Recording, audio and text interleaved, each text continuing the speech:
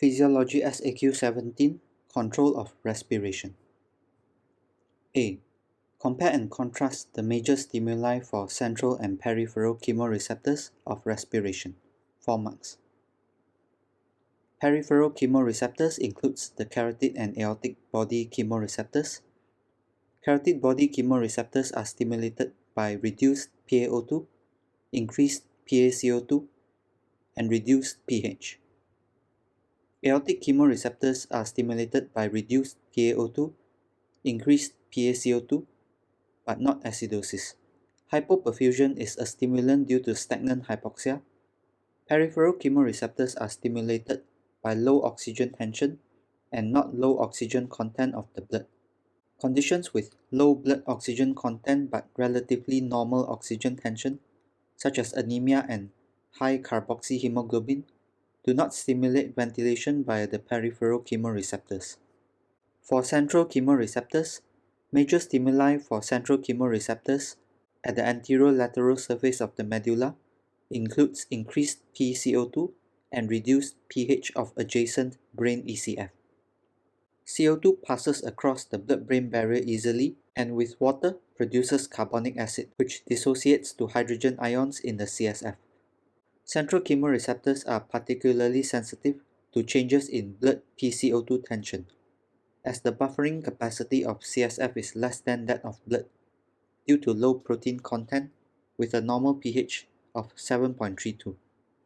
The central chemoreceptors are not stimulated by blood partial pressure of oxygen.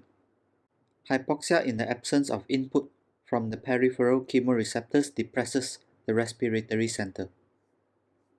B. How would these chemoreceptors respond to lactic acidosis? For the peripheral chemoreceptors, hyperventilation occurs via stimulation of carotid body chemoreceptors due to acidosis. Aortic body chemoreceptors are not stimulated by acidosis. Additional information. Stimulus for carotid body chemoreceptors is increased plasma hydrogen ion concentration. Sensor is the carotid body chemoreceptor. Increased plasma hydrogen ion concentration leads to increased intracellular hydrogen ions, blockade of the potassium currents, and membrane depolarization occurs, leading to voltage-gated calcium channels opening. Influx of calcium provokes exocytosis of neurotransmitters, which stimulates the nerve endings to produce an action potential. Efferent pathway is cranial nerve 9. Integrator is medullary respiratory center, which includes dorsal inspiratory group, ventral expiratory group, and pre-Botzinger pacemaker cells. Efferent pathway is via motor nerves of phrenic nerve, spinal nerves, and cranial nerve 11. Effectors includes inspiratory and expiratory muscles. Primary inspiratory muscles includes the diaphragm, external intercostals, scalenes, pharyngeal and laryngeal dilators, and dilator nares. Accessory inspiratory muscles includes the sternocleidomastoid, levatoscapulae, trapezius, pectoralis major, costal slips of latissimus dorsi, and serratus posterior superior. Expiration is normally a passive process involving relaxation of inspiratory muscles and elastic recoil of the lung.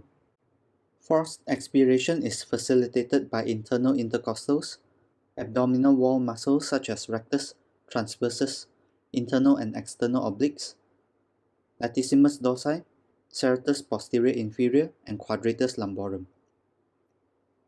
All these muscles act to increase minute volume of ventilation to reduce plasma hydrogen ion concentration. Central chemoreceptors of respiration will not be directly stimulated by lactic acidosis, as the blood-brain barrier is poorly permeable to lactic acid. Equilibration of bicarbonate ions thus occurs slowly over 12 to 24 hours, hence a systemic metabolic acidosis, such as lactic acidosis, will eventually cause CSF hydrogen ion concentration to increase, leading to central chemoreceptor stimulation. C. Explain the paradoxical fall in PaO2 when a patient with severe COPD is given excessive supplemental oxygen therapy. Central chemoreceptors of respiration are desensitized by high PaCO2 in severe COPD. If the PCO2 tension is chronically elevated by lung disease, the CSF pH can be reset by movement of bicarbonate ions across the blood-brain barrier into the CSF, so that the central chemoreceptor sensitivity to blood carbon dioxide tension is lost. Excessive supplemental oxygen removes the hypoxic drive in COPD, resulting in respiratory depression and hypoxia. Oxygen-induced hypoventilation and increased dead space ventilation induced by supplemental oxygen inhibiting hypoxic pulmonary vasoconstriction also increases PaCO2 further, potentially causing further hypoventilation or even apnea due to hypercapnic coma, leading to apneic hypoxia.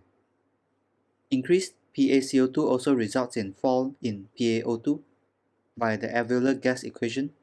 PaO2 equals PATM minus PH2O times FiO2 minus PaCO2 divided by R.